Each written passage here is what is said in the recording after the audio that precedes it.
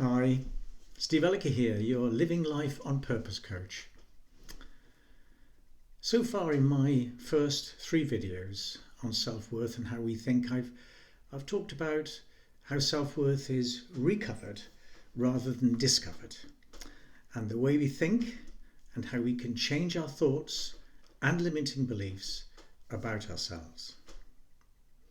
I've talked about how we can use techniques to empty the mind in an overstimulating society, as well as using journaling and challenging and reframing techniques for changing the way we think. Now in this video, part 4, I want to talk to you about how we address our negative thinking by discovering its origin. Where does it all come from?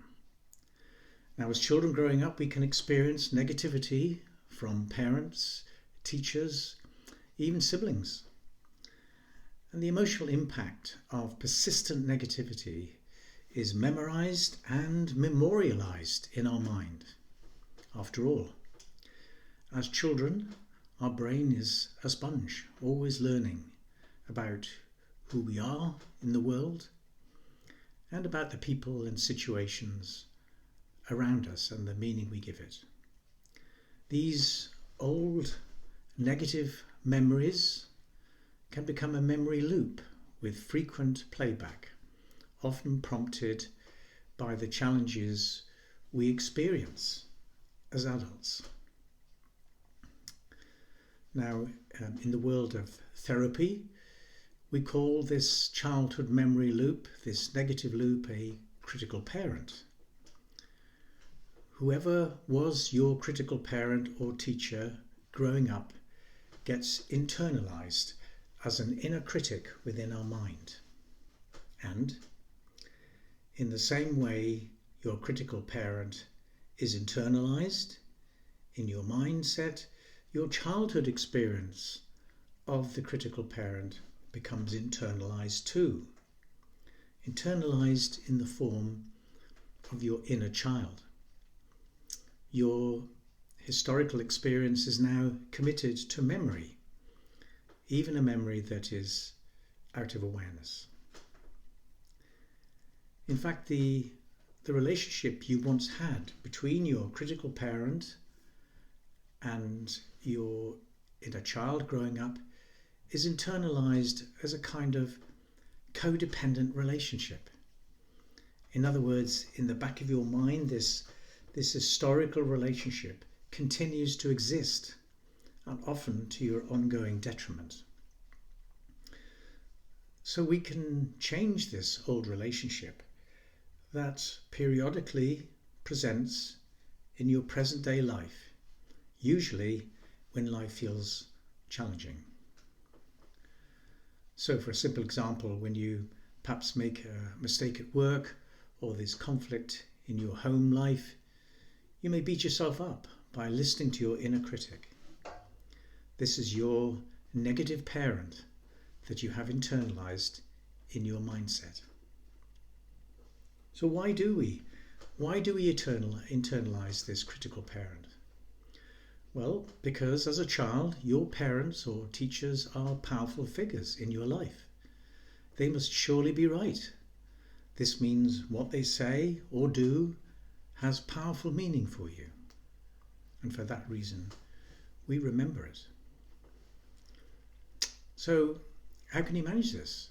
How can you change this? When you get a negative thought or a pattern of thoughts, I recommend you speak to both your inner critic and your inner child, as you would if you were witnessing this experience as a third-party observer. Now surely, witnessing this exchange between an inner critic and an inner child, you would admonish the inner critic, telling him or her that your negative comments are not welcome here. Now it's also important at this point, having admonished the inner critic, to immediately speak to your inner child, using perhaps his or her pet name, by saying, it's okay, lovely, you're safe with me. You don't need to listen to him or her. And if necessary, repeat this process each time you have a negative thought until you've distanced yourself from this negative dialogue. This is one tool of many in the armory of reparenting. That's to say, parenting to meet the unmet needs of your inner child.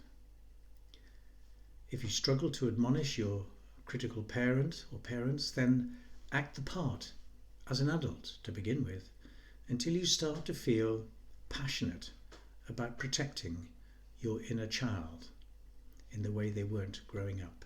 Now, your burgeoning, nurturing parent can now take over and admonish your inner critic.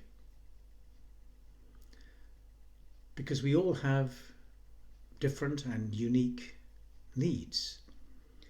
And you may want to adjust the dialogue you have with your critical parent and your inner child in a way that feels right for you. So, for example, you can just say to your inner critic, "Stop it!" And then say to your inner child, "I'm here for you." So we all have an inner child who will need taking care of from time to time and keep us grounded so we can live our life on purpose.